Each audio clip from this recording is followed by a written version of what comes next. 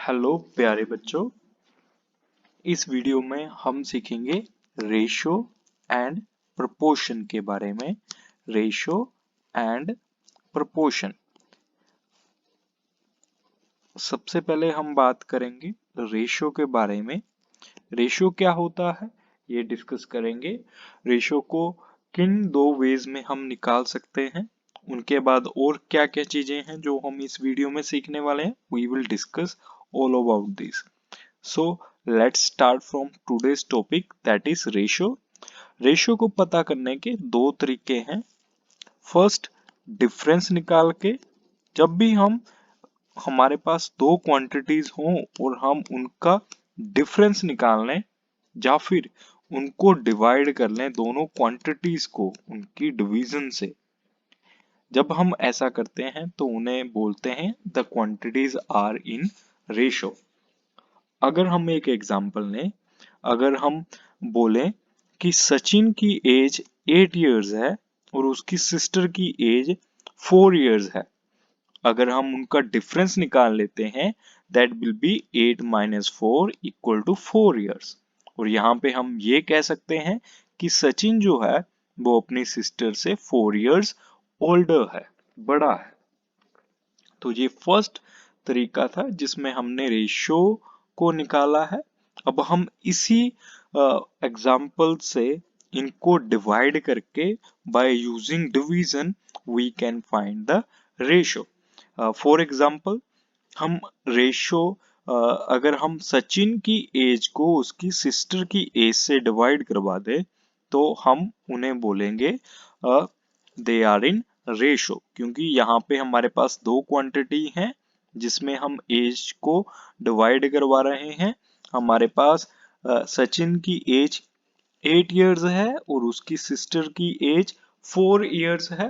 क्योंकि ये दोनों नंबर इवन है तो हम इन दोनों नंबर को 4 के टेबल पे कट कर सकते हैं। अगर हम ऐसा करते हैं तो हमारे पास 4 ones are 4 and 4 twos are 8 आता है, ऊपर 2 और नीचे 1। और जब भी हमारे पास ऐसा आए तो हम ऊपर वाले नंबर को पहले लिखते हैं और नीचे वाले नंबर को बाद में लिखते हैं और उनके अंदर ये ऐसे दो डॉट्स लगा देते हैं और इन्हीं को ही हम रेशो का नाम देते हैं। सो इसे हम बोलेंगे इज टू बी और 2:1। एंड ये जो आगे वाला नंबर होता है, we will call it antecedent, and इस पीछे वाले नंबर को कॉन्सिक्वेंट बोलते हैं हम। आई होप कि आपको ये समझ आया होगा रेशियो क्या होता है। जब भी दो क्वांटिटीज को कंपेयर करें उससे रेशियो बोलते हैं।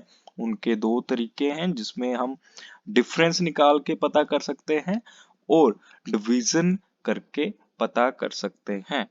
अभी अगर हम दो बच्चे लेते हैं, मान लो हमारे पास कोई दो बच्चे हों, एक का नाम ए रख लेते हैं और दूसरे का नाम बी रख लेते हैं। अगर हम उनकी हाइट की बात करें तो जो पहला बच्चा है उसकी हाइट 160 सेंटीमीटर ले लेते हैं और जो सेकंड बच्चा है दूसरे की हाइट ले लेते हैं 170 सेंटीमीटर।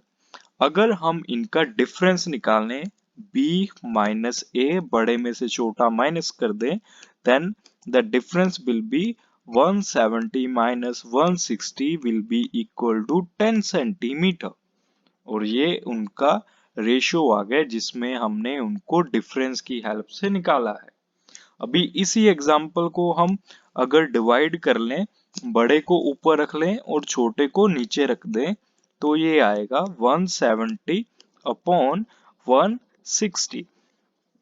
क्योंकि ये दोनों नंबर 10 के टेबल पे आते हैं, इनको कट करने पे हमारे पास आएगा 17 अपॉन 16। और क्योंकि 17 ऊपर है तो 17 को पहले लिख सकते हैं और 16 को बाद में। इनके बीच में ये दो निशान लगा देंगे जिन्हें हम बोलेंगे 17 रेशो 16 और 17 इज टू 16। यहाँ पे हमें 17 जो है उसे हम बोलेंगे एंटीसीडेंट, जो नंबर पहले आता है, और पीछे बाद में जो नंबर आता है 16 उसे बोलेंगे कॉन्सिक्वेंट। आई होप आपको ये दोनों वेज रेशो के समझ आए होंगे।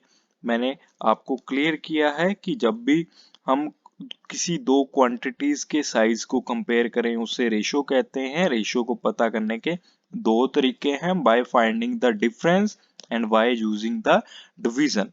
Now after the ratio we have some other things like जब भी हम किसी दो क्वांटिटीज को कंपेयर करते हैं, अगर उन दो क्वांटिटीज को हम किसी सेम नंबर से इनटू करवा दें या फिर उसी सेम क्वांटिटीज को किसी नंबर से डिवाइड करवा दें, तो ऐसी क्वांटिटीज को, ऐसी रेशो को हम इक्विवेलेंट रेशो का नाम देते हैं।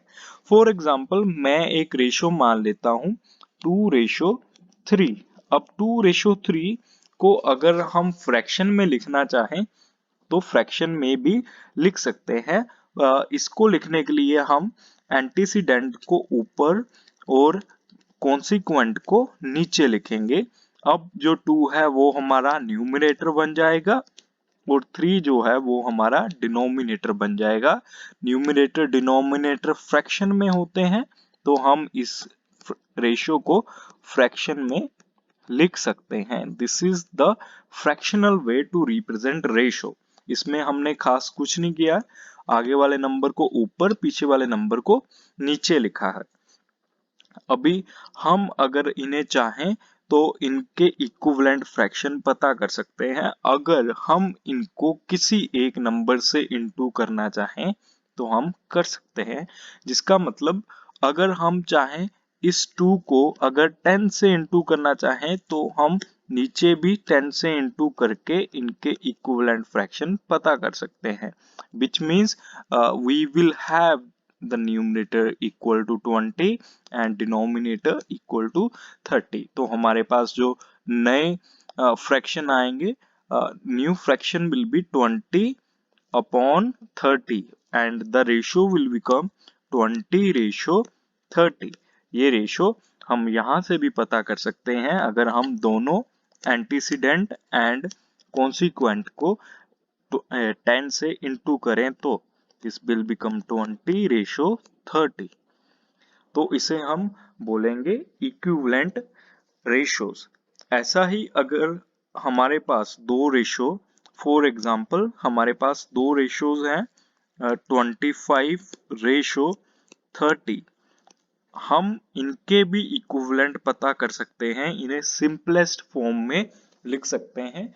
ऐसा करने के लिए हमें क्या करना होगा, इनको दोनों को सेम नंबर से डिवाइड करना होगा। Both numbers are multiple of 5. We can divide numerator and denominator by 5, and while doing so we will get numerator as 5 and denominator as 6. So 5/6 will be the fraction और इसको हम 5:6 लिख सकते हैं। So ये था इक्विवेलेंट रेशियोज का मामला, जिसमें हमने सीखा कि हम रेशियोज को फ्रैक्शन में कैसे लिखते हैं। अगर हम इनको फ्रैक्शन में लिख सकते हैं तो इनके इक्विवेलेंट रेशियोज को हम कैसे पता कर सकते हैं, उसके लिए हमें मल्टीप्लाई करना होगा और या फिर इसे डिवाइड करना होगा। जब हम लास्ट डिवाइड करने के बाद जब हम इनको फर्दर डिवाइड नहीं कर सके, उसे हम बोलते हैं सिंपलेस्ट रेशियो या फिर सिंपलेस्ट फ्रैक्शन। कई बार ऐसा होता है जब हम इनको डिवाइड करें इनके HCF से, हाईएस्ट कॉमन फैक्टर निकाल के, तब ये आगे इनको डिवाइड नहीं कर सके। जैसे 5 और 6 है, इन्हें किसी और नंबर से 1 के अलावा किसी और नंबर से डिवाइड ना कर सके, तो ये जो फ्रैक्शंस हैं इन्हें, और ये जो रेशो है इन्हें इक्विवेलेंट की सिंपलेस्ट फॉर्म माना जाएगा। इसके बाद हम आगे बढ़ते हैं हमारे नेक्स्ट टॉपिक की ओर, जिसमें हम सीखेंगे कि प्रोपोर्शन क्या होता है और इसे कैसे पता किया जाता है। तो प्यारे बच्चों, मान लो अगर हम दो क्वांटिटीज की रेशो निकालते हैं, दो अलग अलग क्वांटिटीज की रेशो। फॉर एग्जाम्पल हमारे पास यहाँ पे दो बच्चे हैं ए एंड बी। अब ए की जो एज है वो 5 इयर्स है और बी की जो एज है वो 10 इयर्स है। ये हमारे पास इनकी एज के बारे में बात हो गई।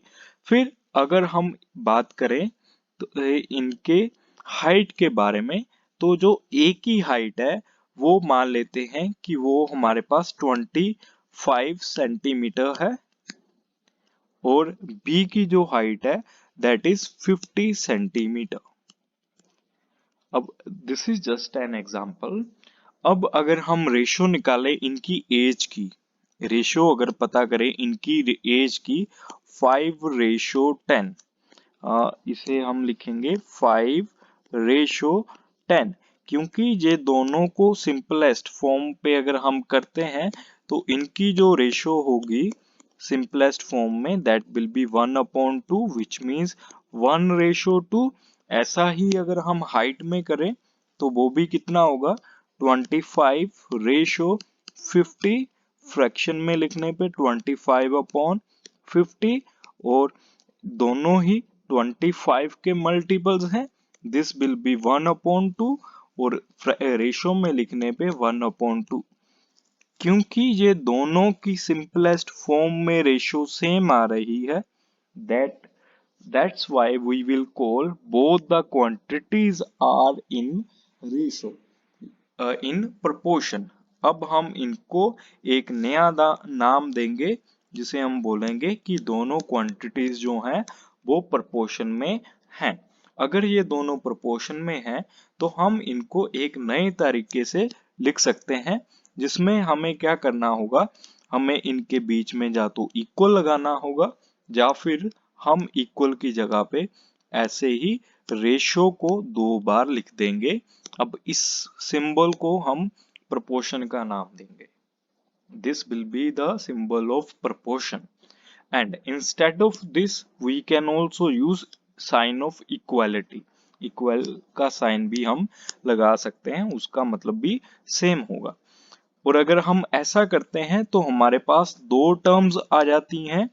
इन चारों टर्म्स में हम दो को अलग नाम से बुलाएंगे और बाकी दो को अलग नाम से बुलाएंगे। तो प्यारे बच्चों, यहाँ पे आप देख सकते हो कि ये आउटर टर्म्स हैं, बाहर की टर्म्स हैं। क्योंकि ये बाहर की टर्म्स हैं, 5 और 25 को हम एक नया नाम देंगे जिसे हम बोलेंगे एक्सट्रीम्स। एक्सट्रीम। एंड ये जो अंदर की टर्म्स हैं, ये बीच की टर्म है, जिन्हें हम मिडल टर्म बोल सकते हैं या फिर हम मीन भी कह सकते हैं, मीन्स।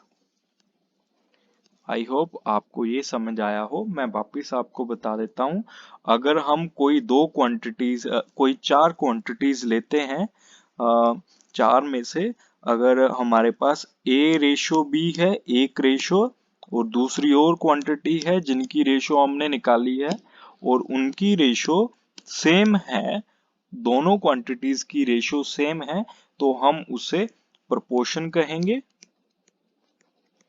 और अगर वो प्रोपोर्शन में है तो उनके जो आउटर टर्म्स होंगे उनका नाम होगा एक्सट्रीम्स, और जो अंदर के टर्म होंगे उनका नाम होगा मीन्स। आई होप बच्चों आपको ये समझ आया होगा।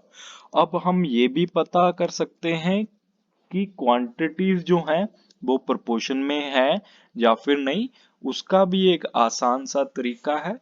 उसके लिए हम क्या करेंगे, हम फाइंड करेंगे product of extremes, product of extremes, and हम फाइंड करेंगे प्रोडक्ट ऑफ मीन्स। अगर इनका प्रोडक्ट एक्सट्रीम्स का एंड मीन्स का इक्वल हुआ तो हम बोलेंगे क्वांटिटीज आर इन प्रोपोर्शन। वो क्वांटिटीज क्या होंगी, प्रोपोर्शन। तो प्रोपोर्शन के लिए यही एक कंडीशन है कि क्वांटिटीज की जो रेशो है या फिर product of extreme and mean equal होने चाहिए। अगर हम रेशो निकालते हैं A ratio B and C ratio D, तो वो इक्वल होने चाहिए। या फिर हम इसे कह सकते हैं product of extreme A into D should be equal to B into C. अगर ये भी हो तो हम उन्हें प्रोपोर्शन में मानेंगे, अदरवाइज वो प्रोपोर्शन में नहीं होंगे। और अगर वो प्रोपोर्शन में है तो उनके प्रोडक्ट्स जो होंगे एक्सट्रीम एंड मीन के इक्वल होंगे। अब एक एग्जांपल ले लेते हैं। जैसे मेरे पास दो नंबर हैं 6:18 एंड I have 7:21। अब हमें ये पता करना है क्या ये नंबर्स प्रोपोर्शन में है या फिर नहीं।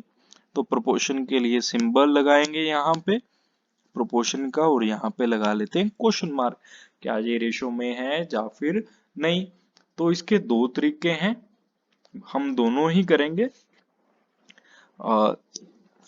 फर्स्ट में हम क्या करते हैं, इनको हम कन्वर्ट कर लेते हैं 6/18 इक्वल टू 7/21। इन रेशियोज को फ्रैक्शन में लिख लेते हैं और इनको चेक करते हैं क्या ये सेम आते हैं।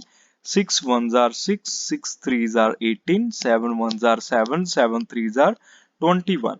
तो आप जैसा कि देख सकते हैं दोनों को रिड्यूस करने पे हमारे पास 1:3 इक्वल टू 1:3, मतलब दोनों की रेशो सेम आ चुकी है। तो यस, ये प्रोपोर्शन में है। This is the first type two solve this, and now we will use the second way to find it. In that we will find the products, which means product of extremes should be equal to product of means। अगर ये दोनों equal हुए तो हमारे जो ratios हैं वो proportion में होंगे। सो आपको एक्सट्रीम के बारे में पता होना चाहिए। एक्सट्रीम जो आउटर होते हैं बाहर के 6 एंड 21, इनका प्रोडक्ट, एंड 18 एंड 7 का प्रोडक्ट, 7 इंटू 18। तो हम मल्टीप्लाई कर लेते हैं। अगर हम मल्टीप्लाई करें तो यहाँ पे हमारे पास 126 आएगा, और अगर हम इनको मल्टीप्लाई करें तब भी हमारे पास 126 आएगा। क्योंकि दोनों के प्रोडक्ट सेम है तो हम कह सकते हैं yes, ratios are in proportion. Ratios जो हैं वो प्रोपोर्शन में हैं। अगर नहीं तो हमारे पास सबूत है कि इनका जो प्रोडक्ट है वो सेम है। इनका एक्सट्रीम्स का प्रोडक्ट एंड मीन्स का प्रोडक्ट सेम है। अब इसके बाद हम बढ़ते हैं हमारे नेक्स्ट टॉपिक के ऊपर। अभी तक हमने सीखा कि रेशियोज होते क्या है, फिर हमने सीखा इक्विवेलेंट रेशियो क्या होते हैं। अब हमने देखा कि इक्वेशन जो स्टेट करती है रेशियोज को वो इक्वल होती हैं, मतलब उसे हम प्रोपोर्शन बोलते हैं, जिसमें हमने मीन्स एंड एक्सट्रीम के बारे में सीखा और उनके प्रोडक्ट के बारे में देखा कि इनके प्रोडक्ट जो थे वो इक्वल होते हैं। फिर इसके बाद हम ये जानेंगे अभी कि यूनिटरी मेथड क्या होता है। बेटा, जब भी हम वन क्वांटिटी की बात करें उसे हम वन यूनिट लिख सकते हैं। यूनिट का मतलब होता है वन। जब भी हम किसी ऐसी दुविधा में फंस जाएं जिसमें हमें सबसे पहले किसी एक के बारे में पता होना जरूरी है, उसे हम यूनिटरी बोलेंगे। और ऐसे मेथड को जिसमें हमें किसी वन का पता होना बहुत जरूरी है, उसे हम यूनिटरी मेथड का नाम देंगे। अब यूनिटरी मेथड क्या होता है? इसको ब्रीफली पढ़ते हैं और ये हमें बहुत अच्छे से और क्लियर होना चाहिए। तो आओ बच्चों, हम देखते हैं यूनिटरी मेथड। ये एक ऐसा मेथड है जिसमें हम सबसे पहले वैल्यू फाइंड करते हैं वन की। किसी एक क्वांटिटी की कीमत क्या है, सबसे पहले हम वो पता करते हैं। देन हम उसके बाद पता करते हैं रिक्वायर्ड नंबर ऑफ यूनिट्स। फिर हमें कितनों की वैल्यू चाहिए वो पता कर लेते हैं। इसका सिंपल रूल ये है कि अगर हमें ज्यादा पता करना है तो हमें मल्टीप्लाई करना होगा, अगर हमें कम पता करना है तो हमें डिवाइड करना होगा। तो यही है हमारा आज का आखिरी टॉपिक, यूनिटरी मेथड। तो हम देख लेते हैं, यहाँ पे एक एग्जाम्पल ले लेते हैं। हमारे पास दो बच्चे थे जो मार्केट जा रहे हैं। एक का नाम ए है और दूसरे का नाम बी है। अब हम इनको चेक करेंगे, क्या हम इनको यूनिटरी मेथड से सोल्व कर सकते हैं। अब अगर हमारे पास इन दोनों की रेशो प्रोपोर्शन में बताई गई हो तो हम यूनिटरी मेथड से अगर किसी ए की वैल्यू ना दी गई हो पता लगा सकते हैं। वो कैसे? मान लो कि अगर ए एंड बी दोनों प्रोपोर्शन में है और ए मार्केट से 5 किलो एप्पल लेके आता है 100 रुपए के, और अभी हमें ये पता करना है कि बी जो है वो 10 किलो एप्पल कितने रुपीस के लेके आएगा। तो वहां पे हम इसे यूनिटरी मेथड से पता कर सकते हैं। मैं अपनी एग्जांपल को वापस दोहराता हूँ। 5 किलो एप्पल्स 100 रुपए में लाए गए थे ए के द्वारा, और 10 किलो एप्पल कितने के लाए जाएंगे बी के द्वारा। तो इसको बताने के लिए हमें ये पता करना होगा कि 1 किलो एप्पल की कीमत है क्या।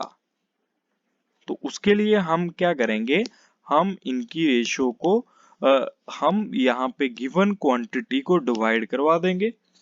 1 किलो के लिए हम 100 को डिवाइड करवा देंगे 5 से, और ऐसा करने पे हमारे पास आंसर आएगा 20, बिकॉज 20 5s are 100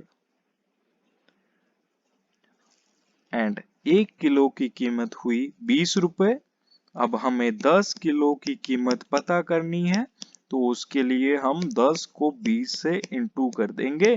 ज्यादा की कीमत पता करनी थी, 5 से ज्यादा 10 थे, ज्यादा की कीमत पता करने के लिए इंटू करेंगे, और ऐसा करने पे जो कीमत आएगी वो होगी 200।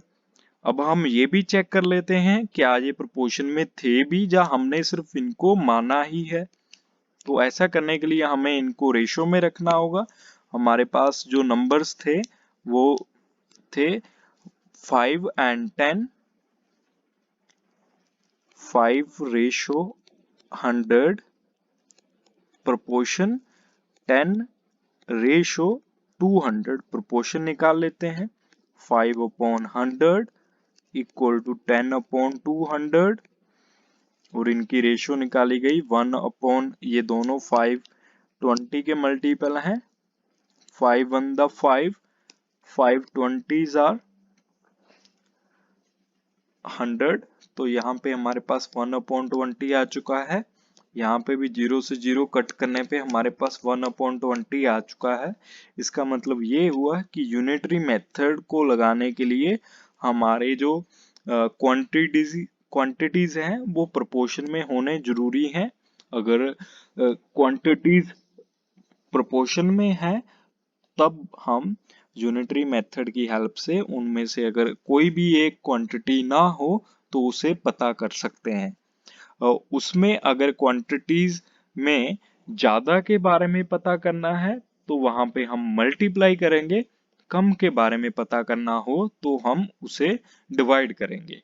तो मेरे प्यारे बच्चों, ये था हमारा आज का टॉपिक जिसमें हमने रेशियोज के बारे में सीखा। तो अपने इस वीडियो को कंप्लीट करने से पहले मैं ये सब बातें आपसे क्लियर करना चाहता हूँ कि आज हमने क्या क्या सीखा है। इस वीडियो में हमने सीखा है रेशियोज क्या होते हैं और प्रोपोर्शन क्या होते हैं। रेशियो जब भी हम दो क्वांटिटीज को कंपेयर करते हैं उनका डिफरेंस निकाल के या फिर डिवाइड करके उसे हम रेशियो कहते हैं। और रेशियो में इक्विवेलेंट रेशियो किसे कहा जाता है? जब हम किसी रेशियो को किसी एक नंबर से उसके एंटीसीडेंट एंड कॉन्सिक्वेंट, आगे वाला एंटी पीछे वाला कौनसी, और इनको अगर हम सेम नंबर से मल्टीप्लाई करवा दें तो उसे हम इक्विवेलेंट रेशियो बोलते हैं। और अगर हम उसे डिवाइड करा दें तो उस रेशियो की सिंपलेस्ट फॉर्म हमारे पास आएगी। इसके बाद अगर दोनों इक्वेशंस में उनके रेशियोज इक्वल हों तो उनके बीच में हम इस सिंबल का यूज करेंगे और इस सिंबल को हम प्रोपोर्शन बोलते हैं। प्रोपोर्शन में जब दो क्वांटिटीज की रेशियो सेम होती है तब हम उन्हें प्रोपोर्शन में बोलते हैं और उसके लिए हम इक्वल भी लगा सकते हैं। और प्रोपोर्शन में हम एक्सट्रीम्स बाहर वालों को बोलते हैं एंड मीन्स अंदर वालों को बोलते हैं। एंड जब हम एक्सट्रीम्स का प्रोडक्ट करते हैं एंड मीन का प्रोडक्ट करते हैं तो वो इक्वल आते हैं। ये हमने इस वीडियो में ऑलरेडी सीख लिया है। इसके बाद अगर क्वांटिटीज प्रोपोर्शन में हो तो उनमें से अगर कोई भी एक क्वांटिटी ना दी गई हो, जैसे कि मान लो डी ना दी गई हो, तो हम इसी मेथड से निकाल सकते हैं। पहले हम एक यूनिट की वैल्यू निकालेंगे, फिर हमें जितनी की वैल्यू चाहिए उतनी की वैल्यू निकाल सकते हैं by finding the one unit. और ज्यादा को पता करने के लिए मल्टीप्लाई और एक कम को पता करने के लिए डिवाइड का यूज किया जाएगा। तो मेरे प्यारे बच्चों, अगर आपको कोई डाउट हो तो आप कमेंट करके मुझसे पूछ सकते हैं। आई होप आपको ये वीडियो अच्छा लगा हो, अच्छे से समझ आया हो। Thank you and please subscribe my channel. Bye bye, जय हिंद।